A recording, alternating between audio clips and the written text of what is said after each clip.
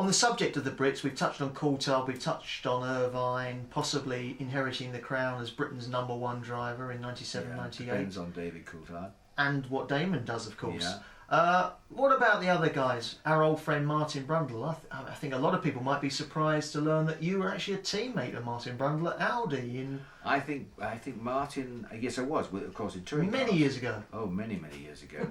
And Martin was he's a brave driver.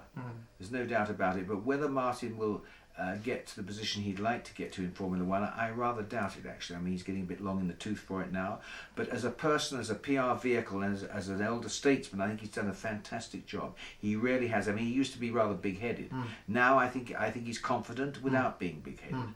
And I find that more refreshing.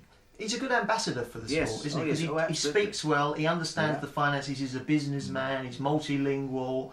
He's driven for, who hasn't he driven for? Yeah, a lot. 150 odd Grand Prix. He's one of the most, if not the most experienced guy out there.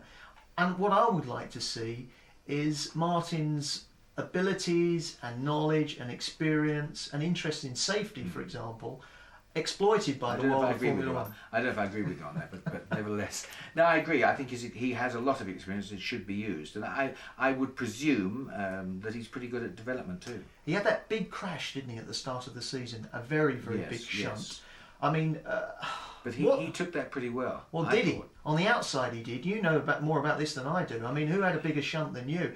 Can you really... I mean, yours was slightly different because it hospitalised you for a long time afterwards. I've had quite a few that did. Yeah, I mean...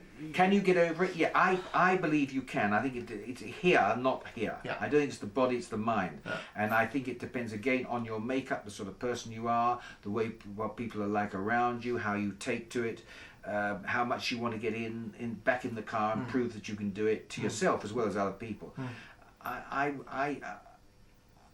don't think it affected him that much, frankly. I don't think he's materially worse than he was. I think he's about the same, isn't he? I guess so. I just got the feeling that, and I still get the feeling that when you're a successful sportsman, you've been in the job for several years, you're in your late 30s, you've got a lovely family, who needs all that? Who needs to put their balls on the line every Sunday afternoon in the name of getting a few points for the Jordan Peugeot team? You don't need it, do you? I think when it depends on your personality. I can tell you, when I drove, I want to do it because of the responsibility to myself. The most important race I ever did in my life was not next week, it was today. And that's the thing you must remember. If a guy feels that because today you can get hurt, today you can lose your reputation, today you can improve it, that is the thing that matters. And I think if a person is really channeled in onto that, I think it makes a big difference. And I suppose you do, certainly, obviously, I suppose, get to... I didn't, but I didn't last long enough in it, really, because I had to retire at 32. But I think as you get older, maybe you do feel, well, the responsibilities. I didn't have that, but I never wasn't that old. The other guy that we've forgotten in all this is Johnny Herbert, of course. Lovely bloke. Oh, lovely bloke. Had a couple of wins. I mean, it's a shame, isn't it, that he hasn't really got the credit. In many ways, he hasn't got the credit he deserves. He did go out and win 2 Grand Prix in one season with Benetton. Yeah, he was a bit lucky. He won them by default, but he still got those 2 Grand Prix wins that Derek Warwick didn't get, that Martin Brundle didn't get, that plenty of others, Eddie Irvine, for example, haven't yet got. I mean, credit where credit's due, surely.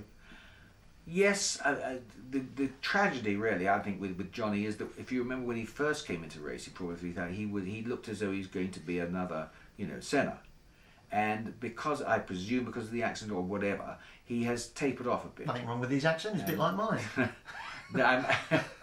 But I think he's the sort of guy that racing needs because he's so personable. He's such a nice bloke, and he's easy to talk to, and he gives over a lot. He doesn't sulk when his car breaks down. No, and he really enjoys it if he wins, which is another good thing. Exactly.